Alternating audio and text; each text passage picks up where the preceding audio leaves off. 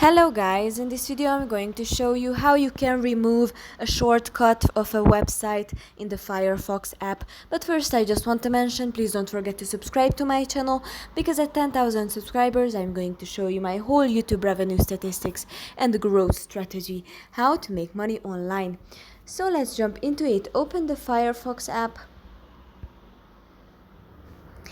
And here on the main page you can see these shortcuts: Google, top articles, Facebook, Instagram, Wikipedia.